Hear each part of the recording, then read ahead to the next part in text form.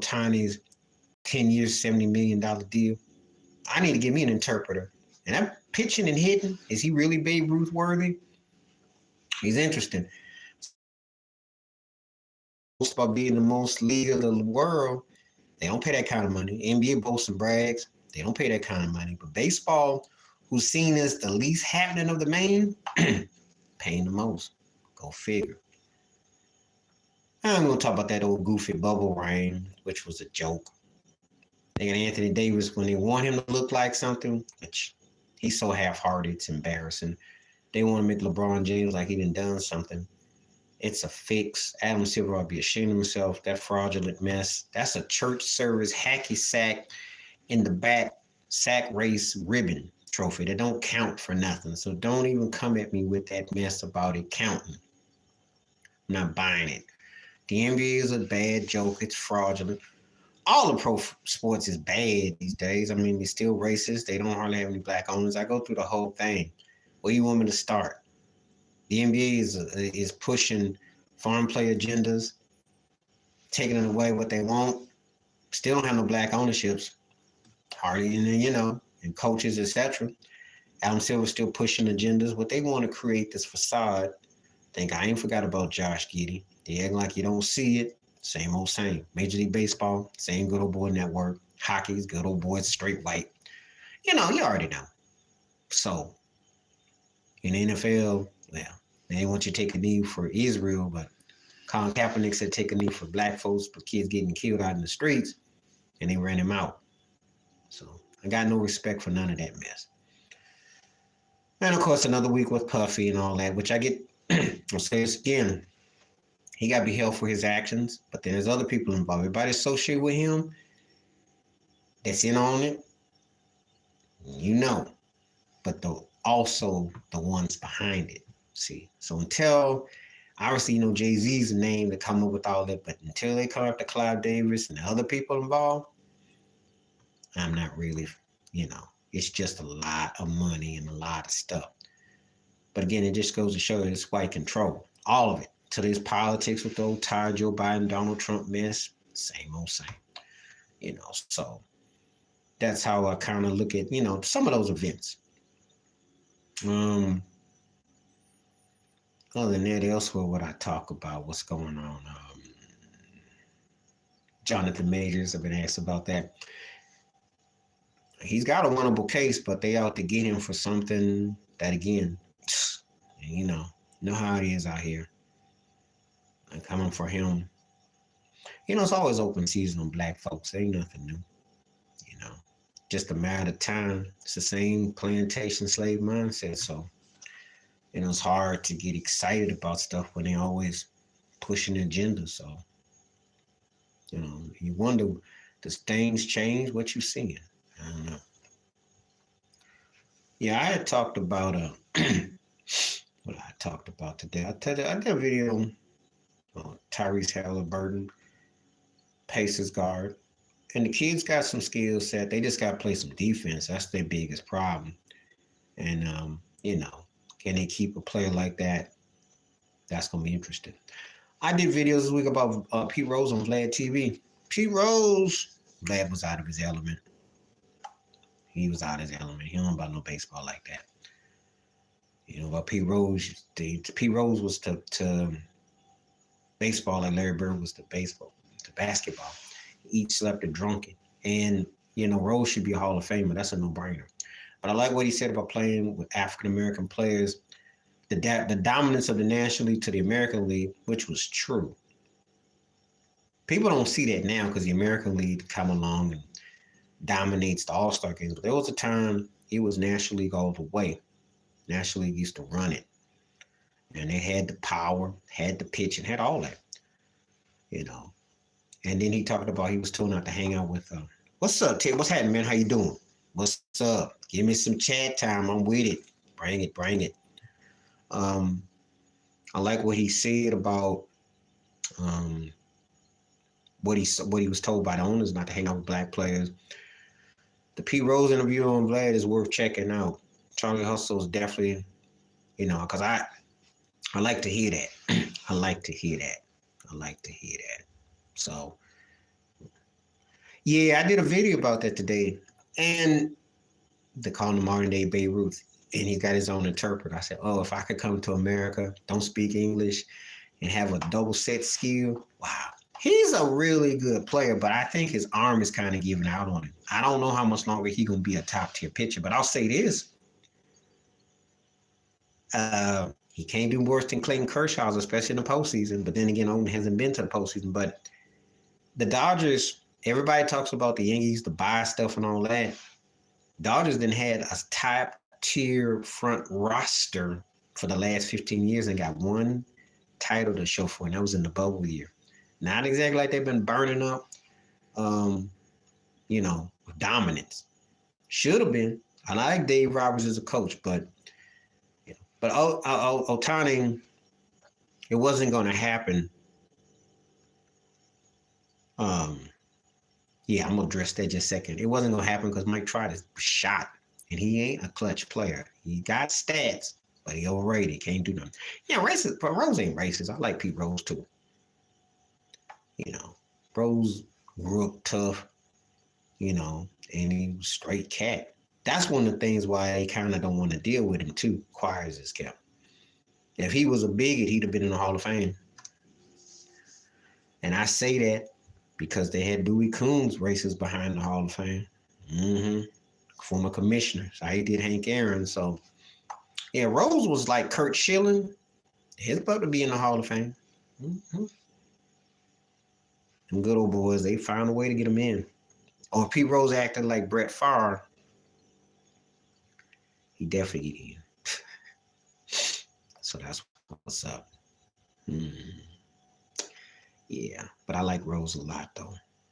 He's one of my favorite baseball players, and that's the when he went to Philly and he won the World Series at 80. I remember, the reaction. He came back to Cincinnati, but he was a clutch guy. Guy was versatile. Guy could hit, and he was bad. And it was a whole different era of baseball. That's when baseball was like must see more than any other sport. And that wasn't saying other sports didn't have stuff, but baseball was must see back then. So that's a lost time. Definitely. Yeah, him and Joe Morgan were cool. George Foster, Ken Griffey Sr., Dave Concepcion. Yep. So definitely. And he had respect. He tell you about Bob Gibson too. I like the Big Hurt. All he's known for now is dialysis. All he's known for is tablets. But my knock against Frank Thomas is that when they asked him about Jackie Robinson, he came out and he said, that was before my time, I don't know it. He turned a lot of people off. He came across kind of like a Tom. And as a matter of fact, I remember he went through some money hook before he got that Cialis hookup. I think Ken Williams was a senior general manager of the White Sox when they won the World Series with their manager. I can't get that dude's name because dude used to speak his mind all the time. You know what I'm talking about, the White Sox manager when they won the World Series together. Because I can see his goatee in my face right now. And he got into it with Frank Thomas. They basically called him a sellout. Yeah, because you know what I'm talking about. He ended up being the Miami Marlins manager. And me and my boy used to crack up off of him because I can't think of his name, but he used to talk trash all the time. And him and Frank got into it. And he basically called Frank a Tom, called him soft. Yeah, he turned some people off. Yeah, it was some story came out where he said that was before my time, or I didn't think about it, something like that. Because you got a lot of modern black athletes that unless they come out and say stuff, they got told, Jose Gideon, because there was a situation where I think he needed some money for something. And Ken Williams was the general manager, and Ozzie Guillen, that's right, Ozzie. And when it came up, they won. I think Ozzie was holding his tongue until after they got the chip, and he's like basically calling him a Tom and called him out, and they clowned him. So. And the thing with him and Doug Flutie with that Cialis commercial seems pretentious too, and petty. But that's kind of like because he's got white acceptance. That's kind of like his, Now, Barry didn't shuffle. Very, very, very awkward with folk, but he didn't shuffle, but he did a lot of that from his father. You know, the thing about Willie Mays, he was acceptable because he didn't really steer people one way or the other. He kept himself even keel. And they respected his athleticism. So he got that. But he was respected. You know, you talk to old school cats, they'll tell you he's the GOAT. You know, just like some cats will say about Barry, they'll tell you about Willie. So, but no, I never heard about him. He didn't do that. But he also, you know, you can be on course and you don't necessarily have to be considered militant or rough or tough. And you don't have to be political per se, but you can be even keel enough where no one comes at you. You talking about senior or junior? Senior never had the crossover. You know, he played for the Yankees and stuff, and he was clutch with the Reds, and I think Pete Rose gave him a judge. If you're talking about King Griffey Jr., he fits in good in Seattle. They love him to this day. He had more acceptance in Seattle than Russell Wilson did. I'd say he shuffled a bit. I'd say there was some shuffling. I wouldn't say that he wasn't, because I'm going to tell you something. He was more shuffling than his brother Craig was. Craig was a ghetto cat. He didn't last too long either. He was articulate, well spoken, but he said stuff, but he didn't really, he wasn't defiant enough with things. He played the game. He had the appeal. They don't cross you over appeal if you're a threatening brother. I'm not saying you always got a buck, but you got to be willing to move your toes. They don't just put that on you unless you got unless you got a free willing pinky toe. Let's just say it like it is. So, and he,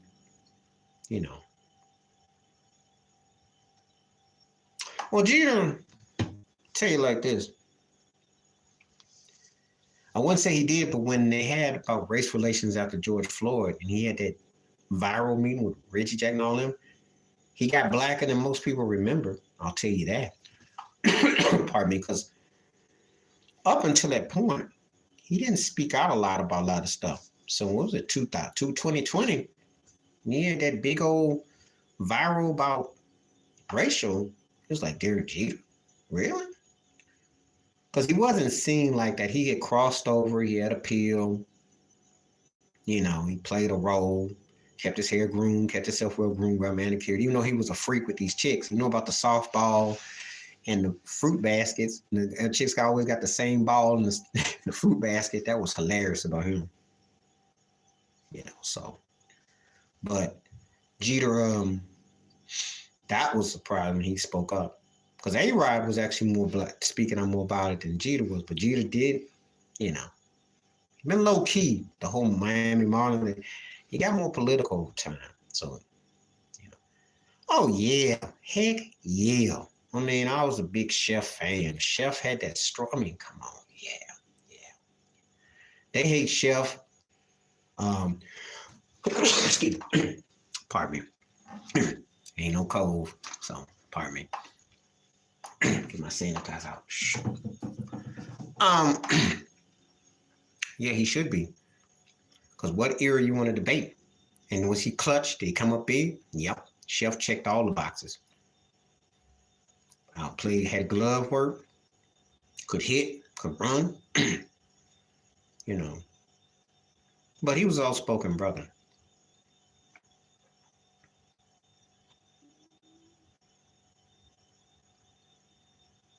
Yeah, see, okay, that's fair enough. Yeah, only thing I said about Jeter was that publicly, right? I knew about the baskets and the softballs with the chicks. But as far as him speaking out, being social, I had never really got no wind of him until after George Floyd, and he did that video. And then he went on and he spoke, and then it was like, oh, okay.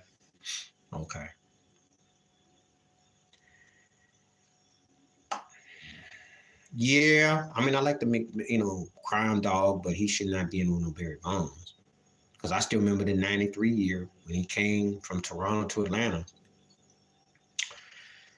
And oh, buddy, Atlanta and Frisco, the dog days to get to 100 wins. That's when baseball really, not this second, third lottery wild card crap. I'm talking about when your butt had to win 100 or your butt wasn't going in. And they were battling, and he got in Atlanta, got him, and he came up big, hit the home runs, and the Giants came up short.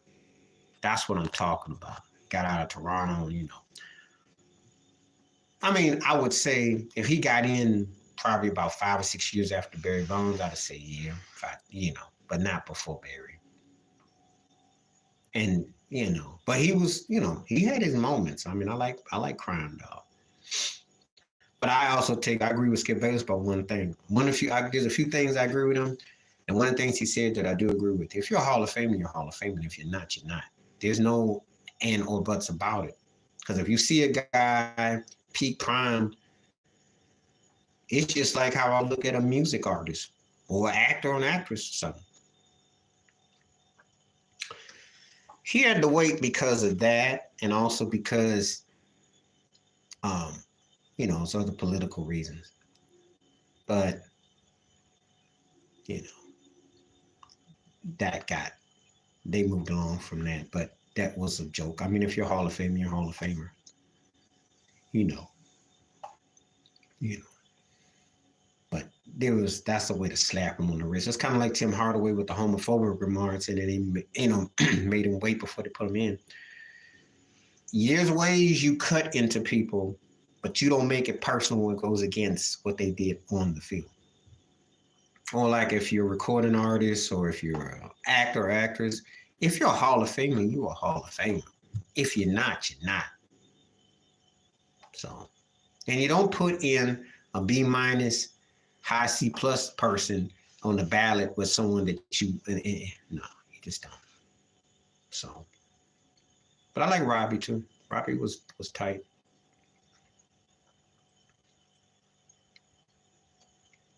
Yeah, and I know Too Raw for TV did that. Oh yeah, I mean, yeah, but I mean, but see, as I told somebody, I had to debate about Sean Kemp and Blake Griffin. You can't be too black in them situations, and you can't say the wrong thing or do something they don't want to hear, because they can make people forget about you, except for the hardcore fans or the people who grew up with you. I still remember when KG went up against Elijah that don't. KG had spring in his behind. KG, now, maybe not as prolific, productive as CP3, but I like Kevin Johnson, a nice game. And he should be. And they make up rules for how they want to, do with people. But yeah, he should be. It's just so much politics with all these Hall of Fames. The NBA one lets everybody in, but certain people they don't. And I always say, you're either too black or you're one-dimensional, or they got something against you on these streets. Ain't got nothing to do with your skills, though.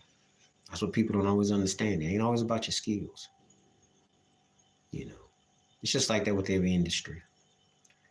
They want you to conform, or they gonna hold you accountable the way they want to hold you. They don't want you to, they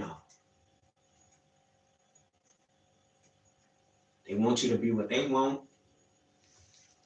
And if you don't be what they want, then they got no use for you. So, yeah. So anyway, but yeah. He should be a Hall of Famer. I don't mind if you're naming names. You ask me, I'll tell you if I think they should be. Had impact.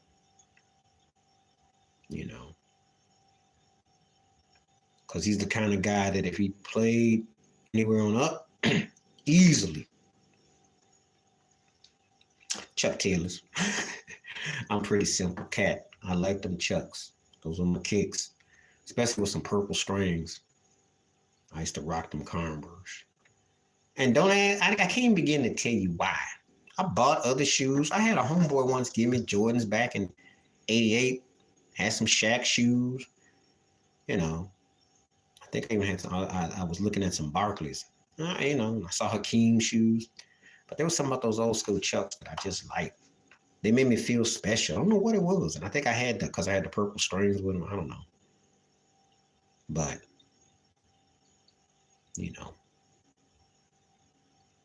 I don't really, I think shoes didn't get too expensive. I think they got too commercialized. But they changed. I'll address both of those. So this is why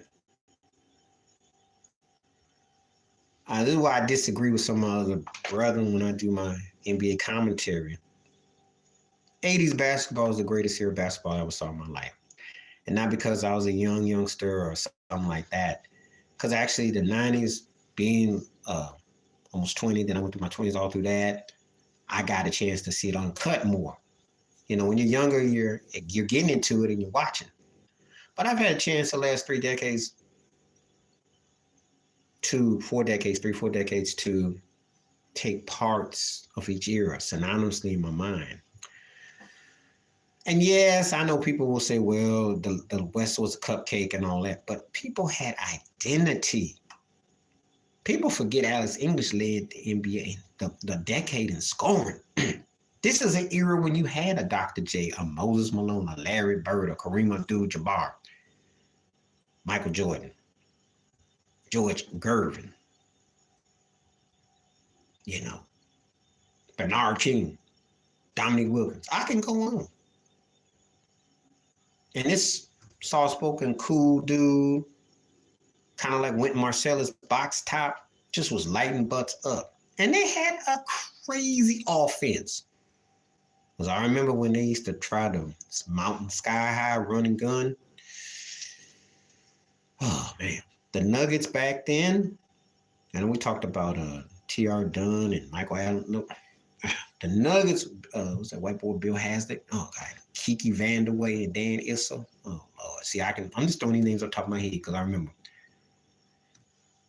You had that kind of offense today, they was putting up crazy numbers in 84. They'd be crazy today. What you see in these all-star games, this is what they do every night.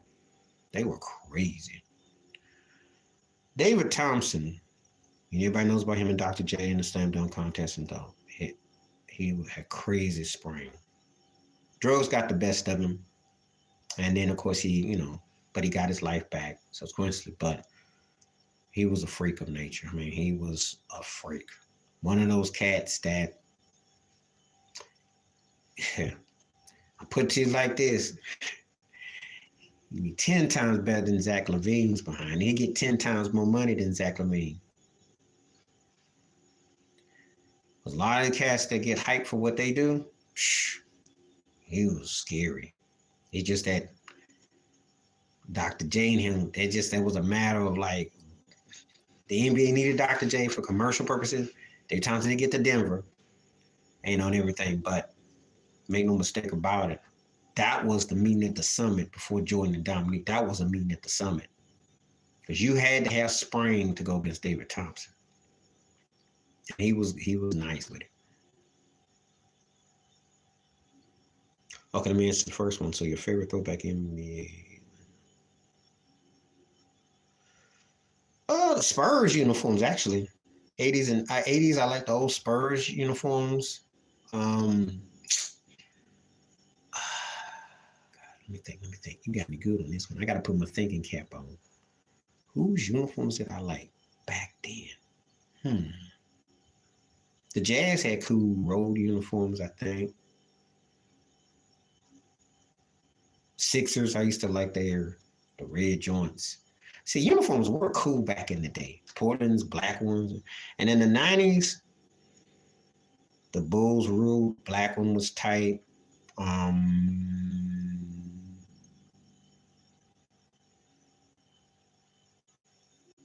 I always like the Heat uniforms, the Magic's uniforms. I like those. So those was tight. That's a good question. It's hard to say. It's hard to say because stats is going to be there. Hall of Fame, yeah. But all the teams he didn't play for and the burnouts in the early rounds, it's gonna be polarizing. That's the best thing I can say about his career. He'll be polarizing. Some people will think he was incredible. Some people will think he was a stat pattern. Some people, it won't be like Oscar Robertson. Not to me, it won't. It never will be. Because I always said he was the first guy I ever seen that played 21 by himself on the court. And he outwore his welcome in places, but he was a hard-working player. He gave a lot, you know. Yeah, Kiki was good, man. Kiki Vanderway would have been, you know, and a sidekick and Daniel. So I mean, them boys, you know, you give Joker, Michael Evans, not Michael Evans, I'm thinking about Good Times and the actor used to play Lionel Jefferson, because I didn't talk about him. You give him the Nuggets guard play back then with the way they play now, then I kid you not, Joker would be considered the GOAT center ever. He'd have a chance to almost catch, he wouldn't catch Bill Russell, but he'd catch everybody else, because I'm going to tell you why. That kind of offense they had back then, and I know they're still waiting on Jamal Murray to get it going. He's suspect on Aaron Gordon's behind. I saw them stats the other night. I'm like, oh boy. You put that Nuggets style with Jokic, they running things for 7 years straight, and they gonna win by 4 or 5 chips in a row.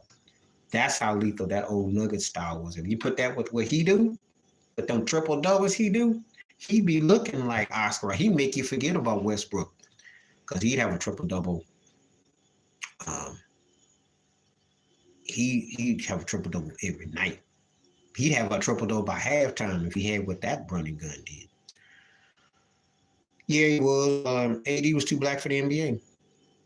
And one thing I liked about AD, he didn't even move. It's like his motions. He was like a jazz bassist. He played in the pocket, stand still, lock you. You had to reflect off of what he did. He get the free throw line. He take his time. He was poetic, muscular with it, strong, strength. Did his thing. And he's one of the most underrated, syncopated cats I ever seen. Just a style that was raw, black, bold, and smooth with it. Well, Zeke's from the hood. Zeke had some crossover, but he was from the hood. Problem with Zeke is that they didn't put no money on him.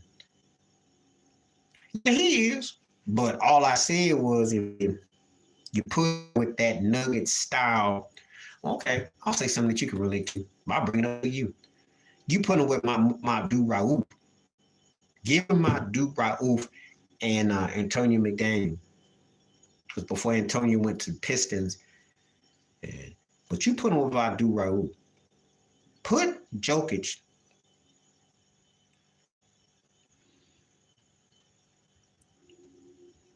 Well, best passing big man, I'm going to say since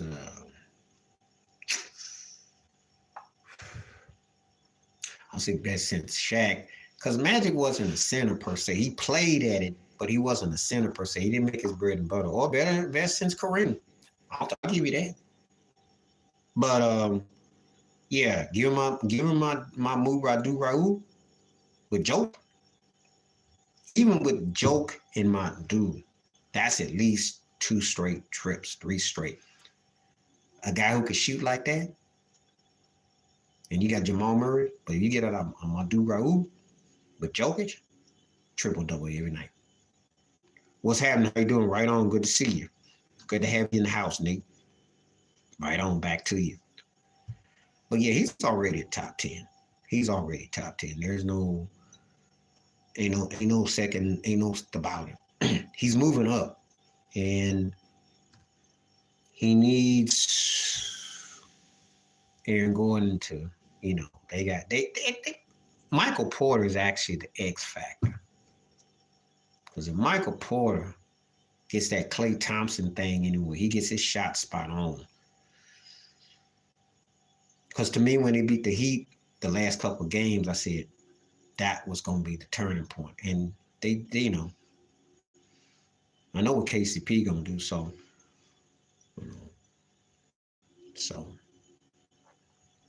but that's how I look at that, though. So, yeah, what's up, Nate? So if you got any questions, feel free to hit me down box. But I'm glad that I like talking about Jokic too, because I ain't gonna lie, I came around the last 2.5 years. He's the best player going, and Giannis is right there.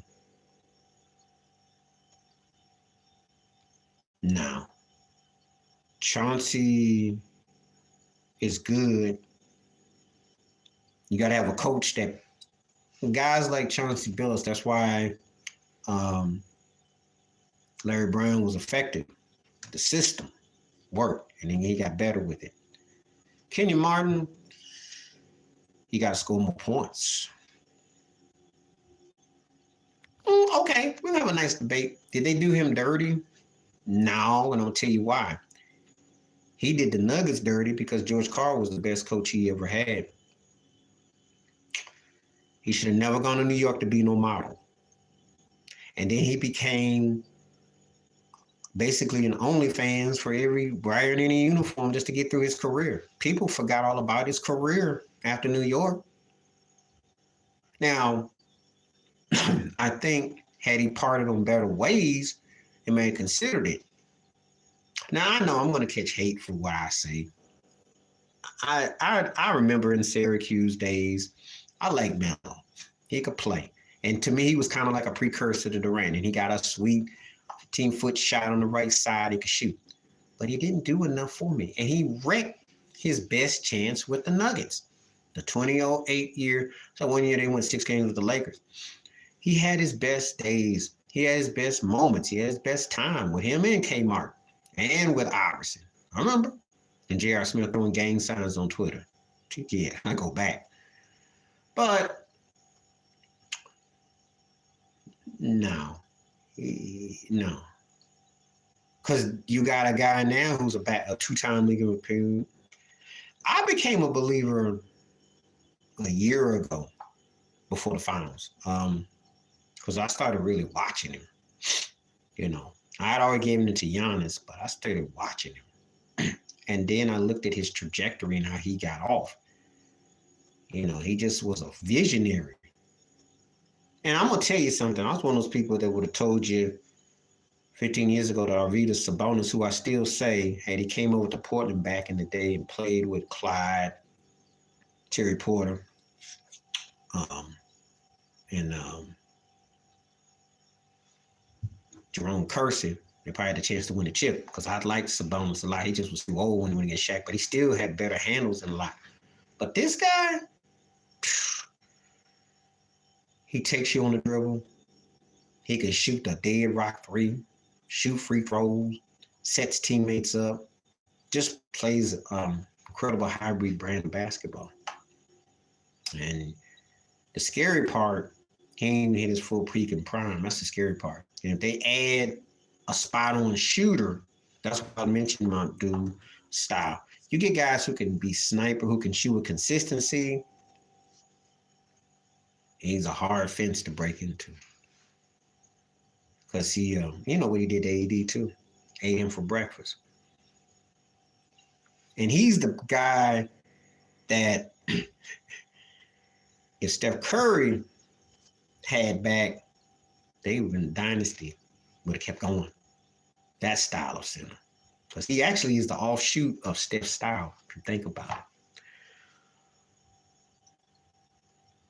Oh, I'm going with BK.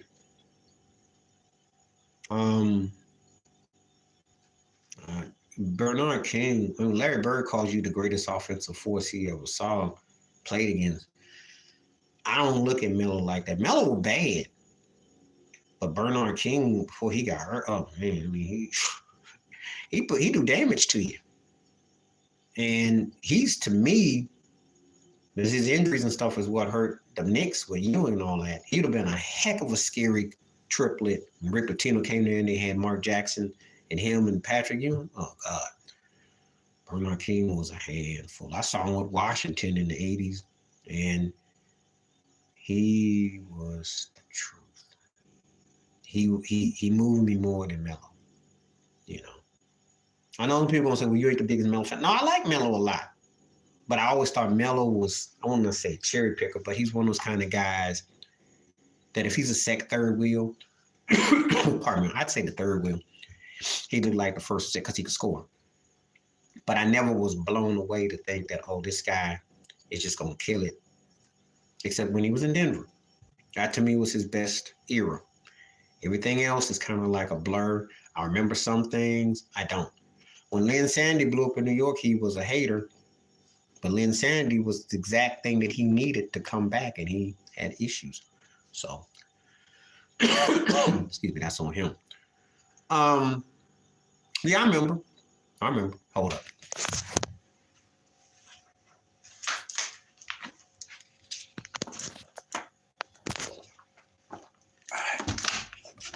I remember that. Because he would not have been, excuse me, he would not have been good playing in Miami, because where was he going to fit? Unless he willing to be fourth option, you know.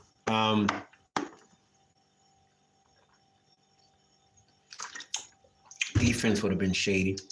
Now, he'd have been big as far as finishing up, but he should have came to Miami, or he should have gone to Chicago. I always say he should have gone to Chicago. He'd have been a crazy sniper, hired hand, playing with D Rose, do all dang in them right then. Or if he'd gone to Memphis and played with Zebo and Gasol, played the higher hand role. But being the main dude, but the way he could score, he plays with a team that just needs somebody to score, and they do the dirty work, and he'd be the leading man. I like Cliff too. People who really care about basketball do too. He was from Buffalo too. It's just that the whole thing with Jordan is a lot of people, some people, that's all they remember him about, but he actually was good. He was good.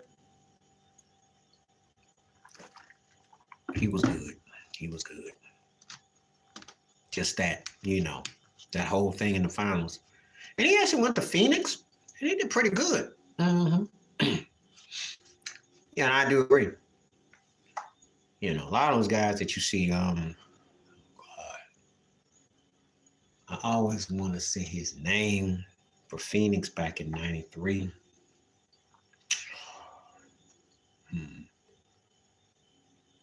he played with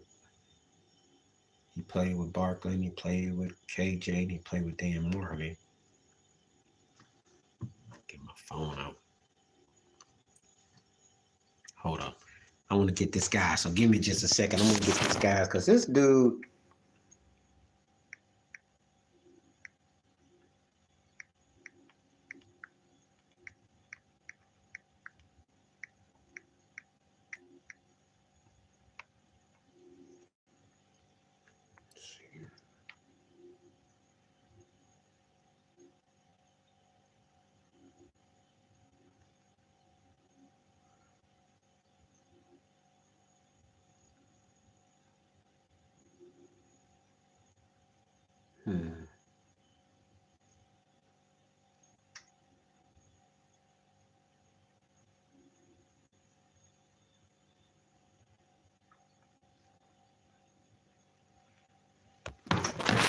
there goes Richard Dumas. That's what I was going to say. That was a dude that I really liked back then. So, yeah. Well, I like Nick the Quick a lot. It's just that, let me put it to you like this. Dale Harris couldn't get nothing done. The mad scientist, Naked Gun, was being pimped. That's why when Phil Jackson came along, that had to cease to exist. Because Nick was a one against everybody. Had a nasty left, could move, and his ego and all that caught up with him, but he didn't really fit. Where was he gonna fit? Yes, let's and let me get something straight too. Talent is only good if you use it the right way. I'm gonna say that again. It's only good if you use it the right way. Because talent on paper and having money and all that don't mean jack if you don't use it the right way. And see, he was night and day and twice on Sunday more talented than Derek Fisher. However, he didn't. Yeah, I just said Richard Dumas. That's who I was trying to say. And that's the dude that I was more, to me, more impressive on Phoenix. Everything was about Barkley and rightfully so, and KJ and them and all that.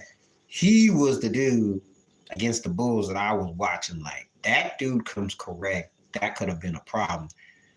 And his career didn't turn out like it did. But I liked him. But Nick went to Denver, had that playoff for Dallas, if you remember. It was 2003. Had that outstanding 3-point. He'd be crazy today. It's just that he was caught up in the limelight and he was living like that. Some of these cats think they're going to play like they 25, 26, 27, and time don't have a way of aging you up. And then you end up being on teams that don't get past the second round. Then they don't get past the first round. Then you get hurt. You get tired. And you're kind of like an afterthought. But it didn't work because Phil had to trim the fat. And he wasn't going to have, he wanted everything to go through Shaq. He wanted Kobe to be in line eventually. And he had to tool him through Eddie Jones. That's why they were watching everybody. That's why you get a Rick Fox, Derek Fisher. Guys had to be disciplined on the set. You bring in a Horace Grant. You bring in a Ron Harper. It's like, I'm going to school you how to do this. We're going to do body doubles. We're going to tape, put you in place. That's what happened. So, Nick played with, and I don't know what era Nick could have made it well, because him and Magic got into it. You remember? His style, I like how he played, but he's one of those cats that if you weren't trying to win nothing and you was padding and he'd be, when he started to really turn the corners when he was with Dallas, when he got going, but the problem was it was too little, too late, And he's like an afterthought to a lot of people unless they were diehard fans. So that's the sad part too, because Nick the Quick I liked him. I like me some Nick. But, things like that happen. And you got to be very careful that you don't burn them bridges. Because they can put your butt in Saudi Arabia and you never heard from again, or you just, so. I remember Kobe said once he figured out that one step Nick did, he didn't get him no more. But he got him at first for a few bits. Because Nick could make you bite. And he had that worm, had that head movie dude, hit that left whip on you, and he ice you. He can move. He was one of my faves to watch, but I saw why I wasn't going to work with Phil. That's why I told you about Gary Payton, who was 3 times more accomplished than Nick. Pure point guard style, but not for Laker style. And he was considered athletic, but one of them white dudes who never got. I remember the 87 All-Star game, and he played with Magic, and he looked great. Hung in the air, remember the dunks and his athleticism. But he's what you call an empty calorie player because he wasn't the best player on the teams. And he had athleticism, he had spring in him, but it wasn't the dude that you thought, see what they want. When you're a white boy and you play like that, you better be like Larry Bird, Rick Barry, John Havlicek, Jerry West. You don't say Tom Chambers. You better be Billy Cunningham. They don't say Tom Chambers. And so he wasn't that next level. Good. Yeah. Good. And I remember him. But not quite that dude. And great. Because getting into an NBA Hall of Fame ain't always about your greatness. There's some guys that get in there who are not really great, but and we can debate. You throw names, I tell you. The obvious ones, it's a no-brainer. But then there's some others. Chambers wasn't considered one of the greatest players ever. Before white boy who had spring in his behind and could move, he had moments and he was tough.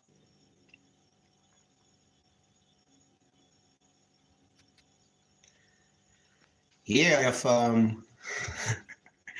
put Dwight Howard in it. Who says I'm joking? The problem with the WNBA is that they don't make it mainstream enough. They should have it like a double fold with an NBA game, like a matinee. People get a 2-for-1. So if you're in a city like LA or New York, you should have an afternoon and a night game, 2-for-1 family deal. That's what I do. If Adam Silver really cared, instead of making a tax write-off. There have been some great female WNBA players, even though I still say that, and the great ones I've seen, Cheryl Miller was the one that predated. That would have been something. I do think in the 90s when they had the WNBA inaugural time and stuff, that there was more interest. The problem is that they didn't kind of push them to the back. They should have like double games. They should. And they missed the boat. I think. So, and women ain't kicking it as much, and men ain't kicking as much as they could be. Excuse me. Yeah. Wow. And because he was a prolific assist man. And he could probably play another 2 or 3 more years. I mean, he was textbook point guard. I mean, if I'm going to be honest with you, and I'm just thinking really hard, he's probably, dare I say, the most textbook point guard I've ever seen.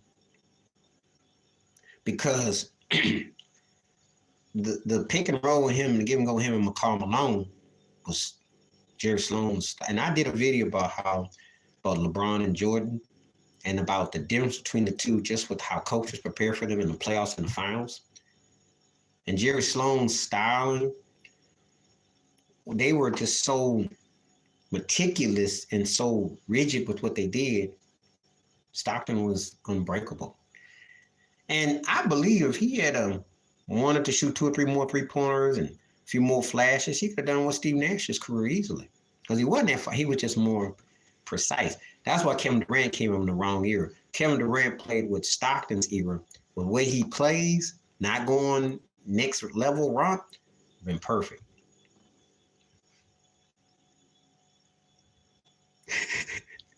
Yeah, I mean, and he don't shoot that good, so he might, he body bang.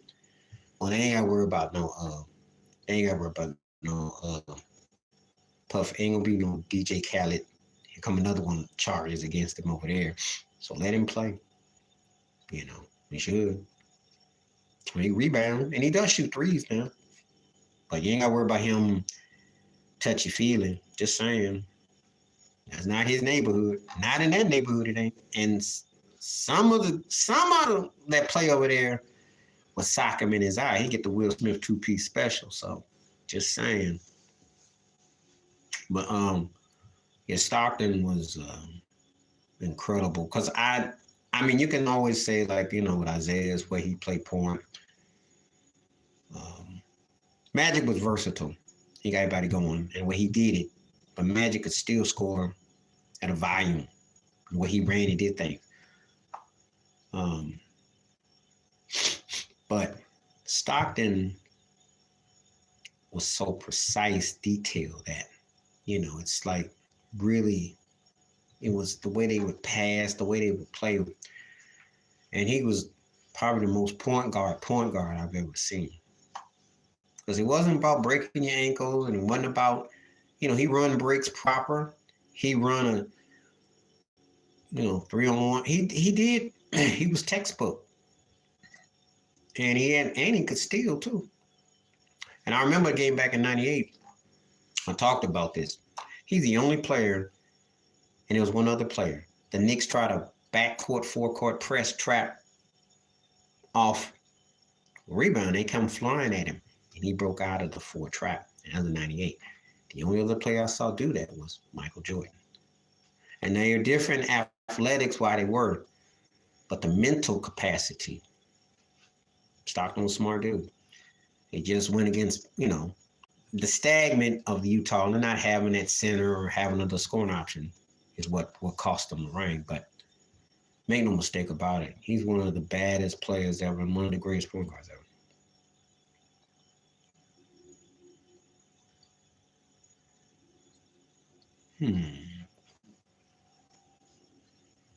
Let me think.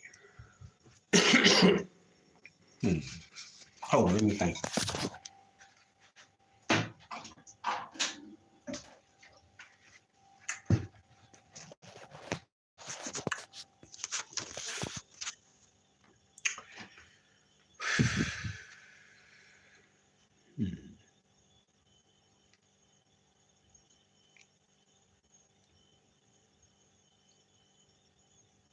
You're probably right.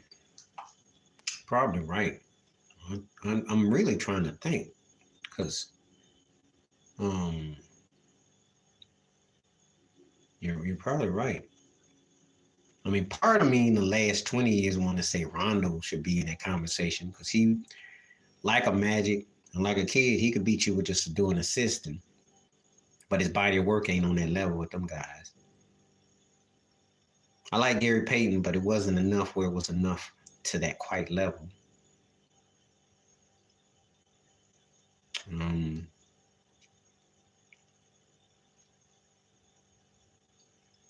Yeah.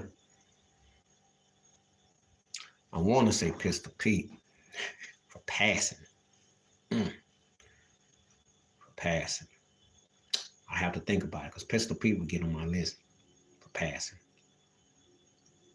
But that's a good list. I mean, I'm thinking Pistol Pete would probably be on that list though for me. I'm talking about all time. Magic, Pistol Pete. Stockton hit deep passes. I like kids passing too. But I have to have Pistol Pete on there. I like Mark Jackson when he wasn't acting animated. When he wasn't, shimmying, showing he was good what he did within his, capacity. The only problem he ran into, he wasn't much of a scorer per se, and he got deducted. It kind of worked against him. But it's also because the teams he was with, and that's to certain things. But he was a good passer though. Avery Johnson's underrated. Avery was a big catalyst for that 99 Spurs team. It's a good call that you mentioned that because he doesn't get his due. He was underrated. I like the way he played.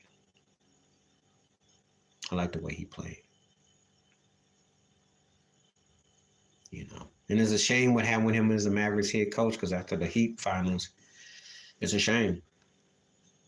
Because he should have had another job and they whiteballed him out of the league. But I used to call him Black Ross Perot because he sounded like a black version of Ross. But yeah, I like Avery. I like guys like that, like Calvin Murphy. There's certain guys that were low key, they didn't get that kind of attention. But I like the way they ran things. I like the way they kind of set you up, did little things. You don't get Mark Price was good at it.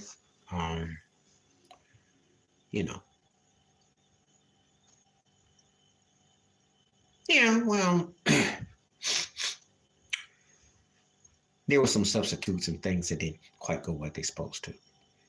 And when you are the face of a franchise, you're going to hold somebody accountable. Now, Rick Carlisle is a good coach, and I would say he would be considered an upgrade from Avery. I do say it was unfortunate for Avery, but,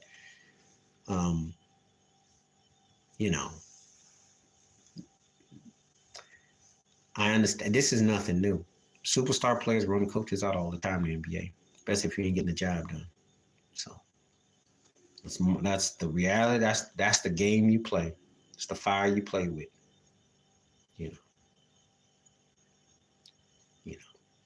Happens way often than not. way often than not. Yeah, he one of them guys that had he not been hurt by that, yeah. Because he was a bad white boy. He could pull up on you. He could shoot. He was versatile. He was nice with handles, you know. And they were supposed to have been the team of the 90s. Me, Magic Johnson was all wrong about that because Brad Daugherty, who was looking like the center version of Jordan, played incredible in the NBA. Wasn't quite like that dude in college when he got the NBA. Precursor to Tim Duncan. Just injuries got the best of him. But he was nasty for a moment. And they had a nice squad. And Price was nice. Just didn't stay healthy. And, the Bulls emerged. The Knicks came on. Orlando came on. Indiana.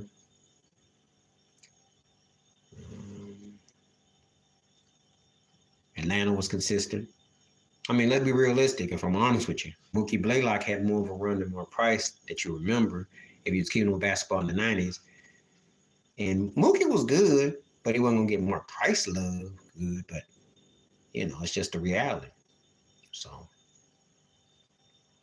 but it does happen. It's unfortunate, it's part of the game. Father Time don't know it ain't going to skip nobody. Okay, who you are. And, but Price was good, I wasn't going to sit there and say I was going to Google over him. And it wasn't like he was going to, before anybody asked, no, he wasn't going to get on that special white plaque with Bird, Barry, and West. He was good. He was good.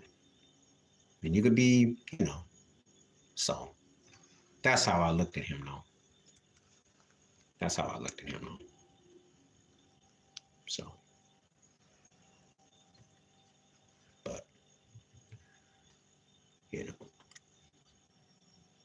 But injuries did take out certain guys, and that's just the reality. So, yeah. So, yeah.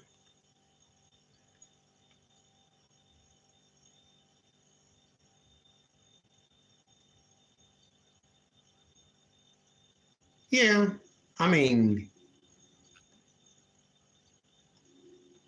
mean, they went 7. The Knicks had 2 of them blew it. They were, but for different reasons. I think the Pacers in '98 were more built to beat them. I think Larry Bird put a better style in to beat them. Pat Riley had that blueprint from the Pistons, but he didn't have consistency with a 1-2 punch. And sticking Ewing and Mason and Oakley and them up. I will get to that in just a second, yeah. I think that a 98 Pacers team was the one. Because Larry Bird mentally knew how to challenge Michael Jordan. It's just that Reggie Miller was not quite that dude. And they didn't get the rebounds they needed in Game 7. There was the rest, but it was also lack of rebounding. They missed on so many offensive boards. They did a great job. What kind of people? Look, I love Dennis Rodman, Rodman is one of the greatest players ever. All that, but let me keep it 100.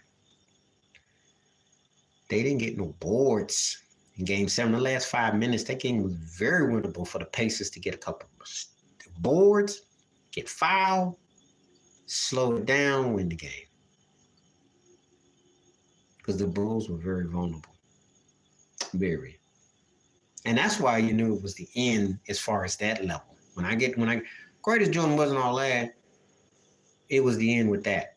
Because that was the first time that they really looked like they, like they couldn't go against a team that figured what to do next. Problem was the Pacers didn't have that killer dude. I like Reggie hitting shots, and he hit that big shot. Was it Game 6 when Jordan had the band-aid on his eye and he pushed him out the way, and that was hilarious. He hit that 3, and Jordan missed that shot, and Jordan was mad. That's playoff basketball that is missed. Had that butt on the ropes, Game 7. Just can't get them rebounds. Yeah, Tony Kukoc came up big. He had his moment. I wasn't the biggest Tony Kukoc fan because I still looked at it crazy. He was more paid than Jordan and Pip put together, but he did.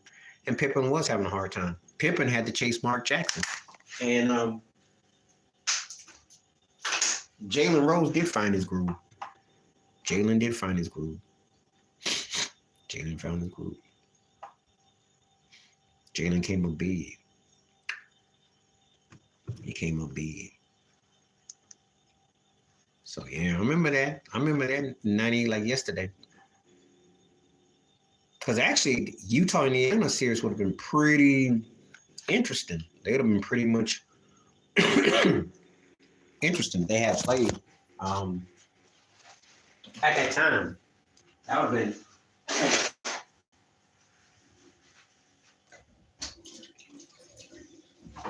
have been interesting. The style would have been interesting.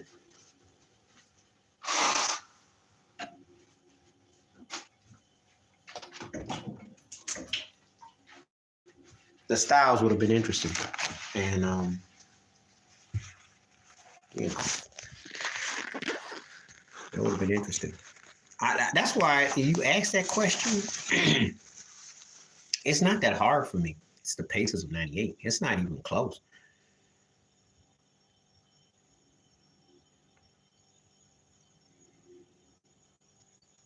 Karl Malone is getting more respect now in hindsight because people see what he put to his offensive game. He made himself into a better player.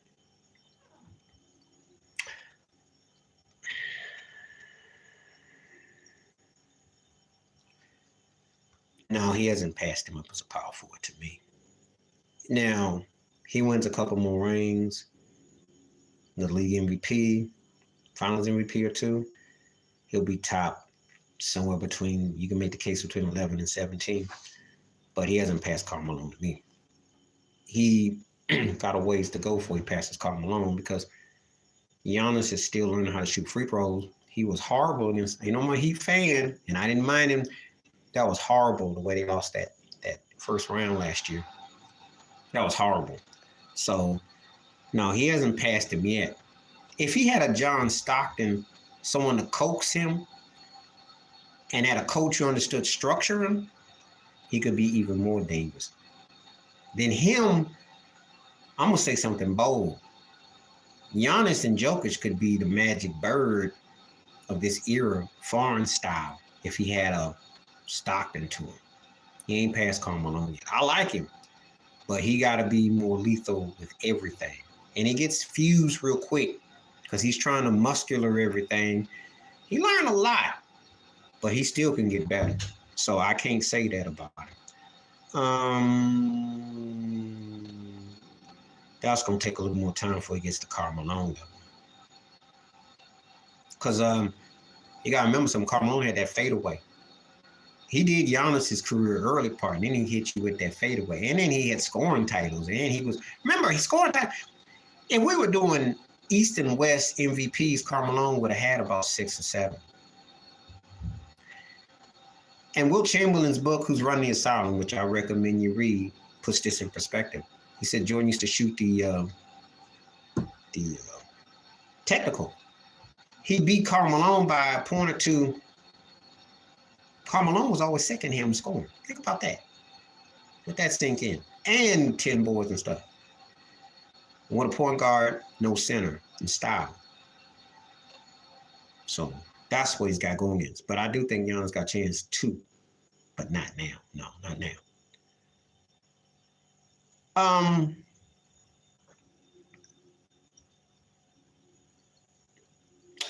In the East, I don't know about the whole season, but I'll say this, the playoff team, yeah. And looking at the East for what it is, well, let me tell you like this, especially in the East. East don't mean nothing because nobody in the East, aside from Giannis and the Bucks, has proven what? A thing. Boston is front runner because they got the 1-2 punch, the broke baby Splash Brothers, who get to the Eastern Conference Finals and one finals appearance to show for all that hype and all that money. Now they got Petrovic. They got, Kristen. Potter, and say his name right. They got him. And what do they do? So, and then you got Embiid in Philly, and you still wondering if the process is working. Yeah, Kristoff with Boston. I'm not sold. I'm a Heat fan, and if we get 8th, 9th seed, we're good. We can beat any of them turkeys. Milwaukee's young. We can get through that. That's it. So you asked me about Orlando? Yeah. Trae Young can win a couple playoff games. He didn't fool around and maybe steal a series.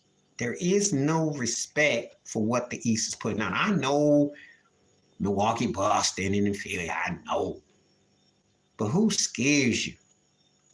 Who scares you out of Milwaukee? And Milwaukee's it. But if Giannis don't hit them free throws and Dame Lillard goes back to stancing and prancing, they ain't playing no defense, and they got a suspect coach right now, Middleton don't come up, then what?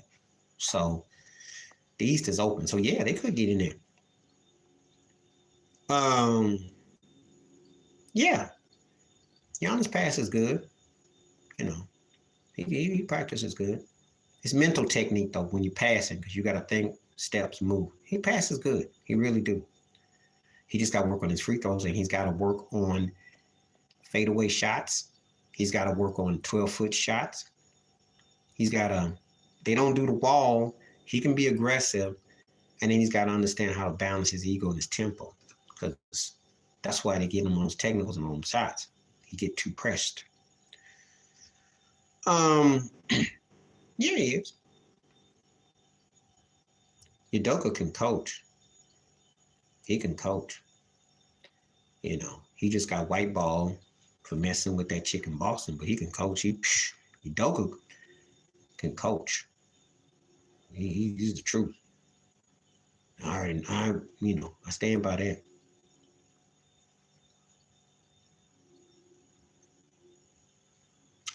It's hard to say because in hindsight, Doc did do good at that time. They went to 2 finals, and they were in Eastern Conference Finals all them years. And Udoka coming to Boston with a younger team. See, I remember something. He had younger kids playing. There's a big difference when you got a greats like KG and Paul Pierce and Ray Allen. So it's hard to say. I like him a lot, but I'm not going to say that he could have done more because, now they should have won more than one, but am I going to say that he could have done more? I can't say that, because everybody can't coach that kind of level of talent. It's different when you're coaching kids. Like he in Houston can coach up Dylan Brooks and the youngsters. Pardon me. He's not going where he's catching guys who are considered 75 greatest players, and he got that's the difference. And Tatum's got question marks on him. They look like Junior Wappo against Golden State. They got exposed. Draymond took him out of the game, and Steph played with him. So I don't know. Depends on what you're dealing with. But I do like Udoka a lot. He definitely can coach. It's just that I don't know if he could have won with Doc, but Doc did. That's a whole different case. Because guys relate different to, but I think Udoka belongs. There ain't no question about it.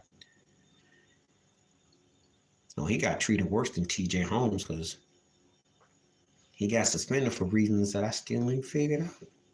Why was he suspended for? Moral code of conduct. Yeah, okay. Sure. She was more guilty than he was because she was involved with the higher up boss and all that. And she liked it. Now he got sprung, so he could be guilty of being sprung. I'll give you that. But, but I'm just saying, if Boston don't get back to the finals, they're going to regret letting him go.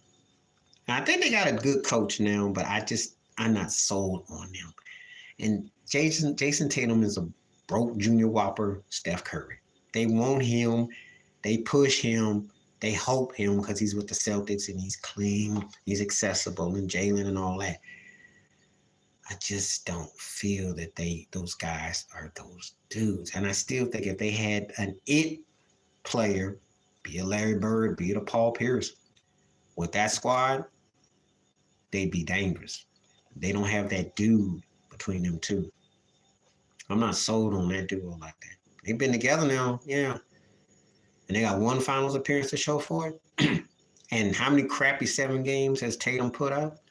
Or Brown to turn the rock over? Or, Marcus Smart was covering a lot of bases. Al Horford, I guess he's going to have to play till he's 68.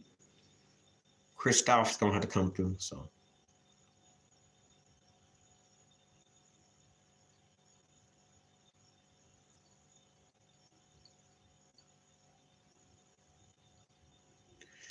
And well, he probably wanted to look at the pictures for his own self. Oh, freaky perv. And TJ was a, bougie brother anyway. I mean, so it's not like a threat. Look, I'm not calling him no Tom or nothing, but he acted bougie. And so, when you act bougie, you be bopping your head like, oh. And all Carlton Banks like, white folks showed you what they thought about it, though. She got into it. I think, if I'm not mistaken, though, the two exes are dating right now. I think that's what is reported. Yeah, those two hooked up. That's what I heard. It's all swap meet up there anyway. Ain't no about a swap meet. Freaks passing around.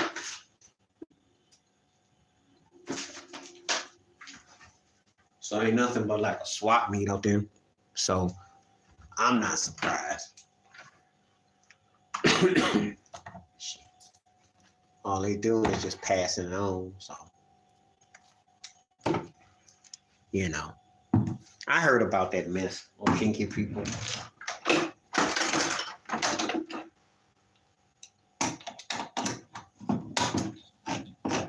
Doing that old kinky thing. So, I'm not surprised by it, though. Not at all. I had heard about that thing. From the 90s? Well, Fresh Prince of Bel-Air was one of them. They were single. Martin. I was down with all the usual suspects. I even like Malcolm and Eddie. I watch anything black, most of the stuff, Yeah. Used to watch the Steve Harvey show, too. It's funny that they're using that whole thing when Puffy and Snoop were on. That's funny. But I used to watch it back then. That's when Steve was funny, when he had that wig on his head, and Cedric the Entertainer. And Marlo Santana. I liked all that stuff. Yeah. All that stuff back then. Yeah, all that.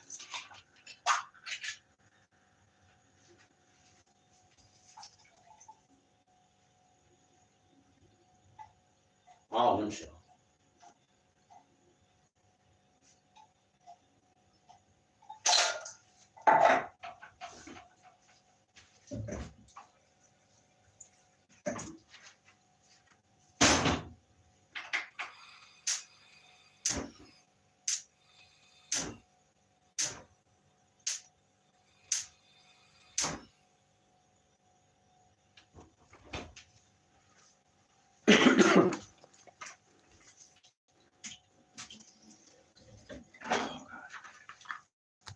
Yeah, I liked all them shows.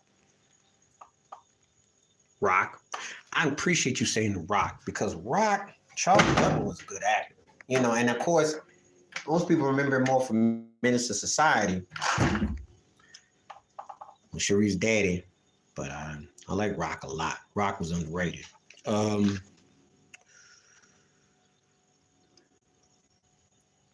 Hillary, man. Hillary all day. Hillary all day. Yeah, Peggy Bundy was sick. Peggy was the truth. But Hillary all day.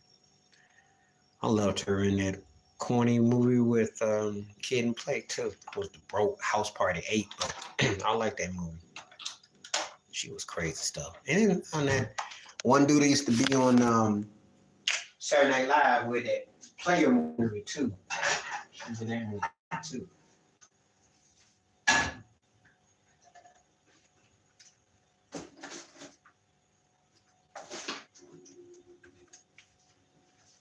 So I liked all that stuff.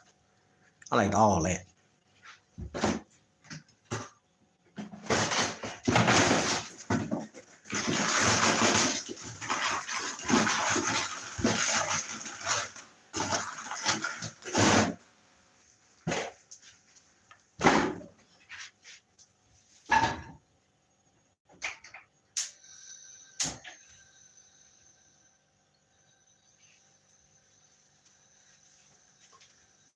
Yeah, I like all that. Dug all that. Sorry about that. I'm in here getting ready to start making my dinner. Oh yeah. Trina was nice. You know what I'm talking about. I used to watch her. Liked her. Stacy was, but you know, she was stuck up and Clueless was the real role for her. I like watching More Money. I remember all like yesterday. But Tarina Arnold she was. All of them. You know, all of it. Once they got past, once you got past Lisa Bonet and Marissa Tomei, yeah. Because you know Bill Cosby made sure they were set. Mm-hmm. Bill Cosby. And Debbie Allen did too.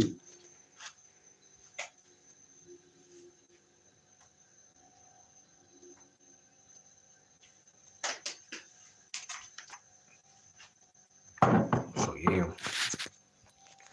I remember all that. Everything you say.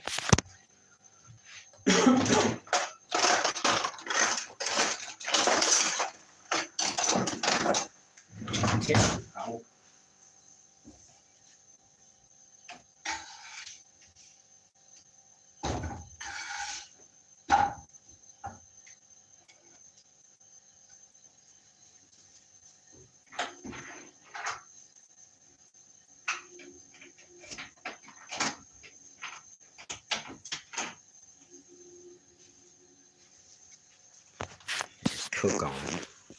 Yeah, I dug them all too. Oh yeah. Definitely agree with all that.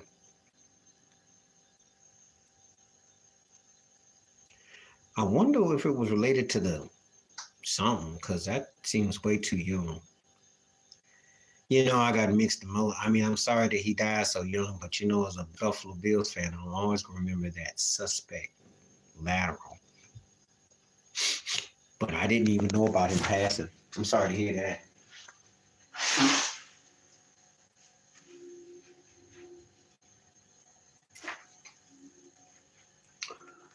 I just didn't know he had passed though. But thanks for letting me know. I have to check that out.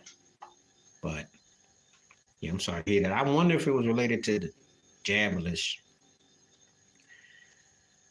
Yeah. I don't know.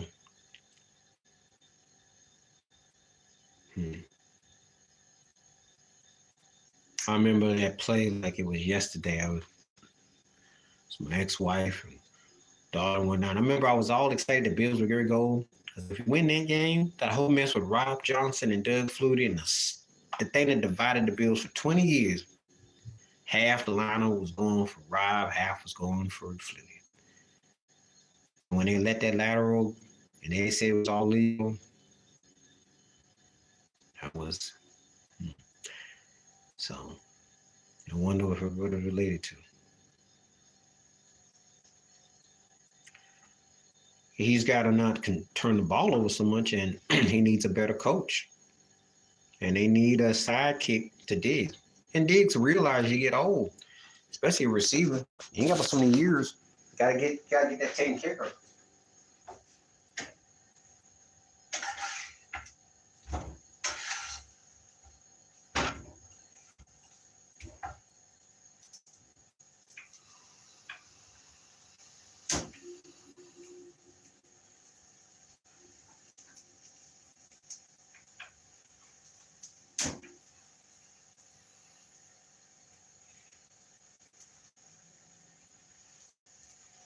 So I blame that on a whole lot of slow situations there. They got to beat Kansas City. They got to win out. But he's not. I tried to tell you to calm down. He's nice. It's just that when you got to go behind Brett Favre and Aaron Rodgers, everybody got this thing you're going to be in the Super Bowl, and they got to protect your coach. He going to be all right. The problem with them is they didn't play no defense, and Aaron covered some tracks, but Aaron looked vulnerable. They weren't that good last year. Aaron got old.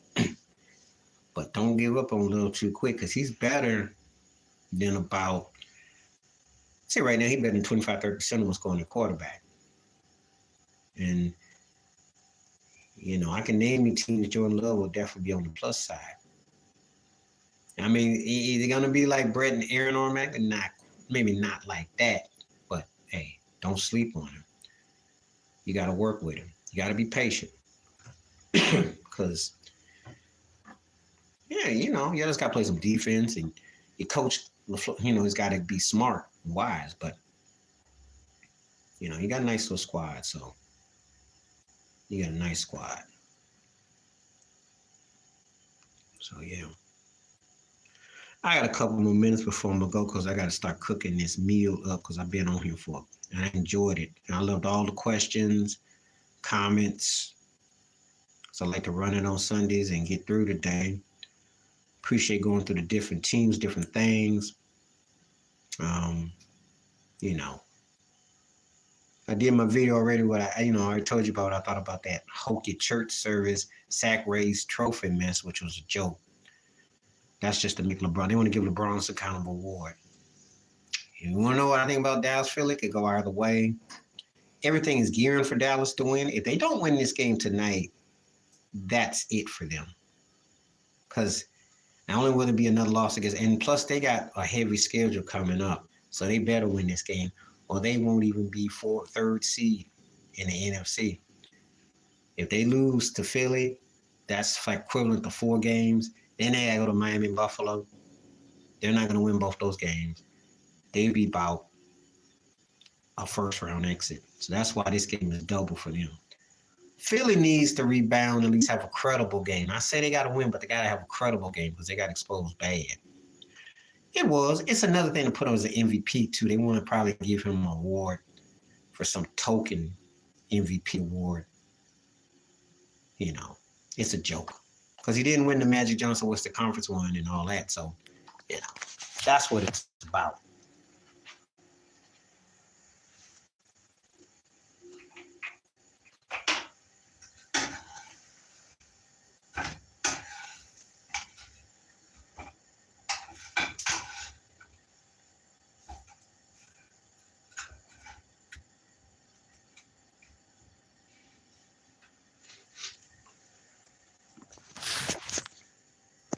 That's how I look at it.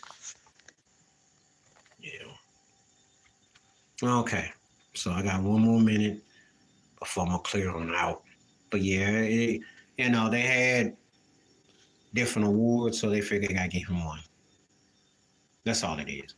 And I also think it's a tie-in to the Vegas ownership. That's what my gut tells me. It's a way to break in the ice. When he becomes the owner in Vegas, they got the man they want. They don't do none of this stuff by accident. You read between the lines. All right.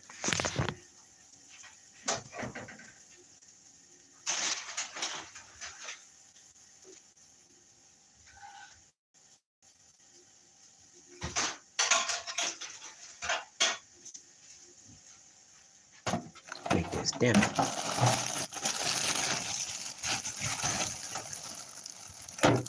That's what it was. You know, real cheap. You know how you do.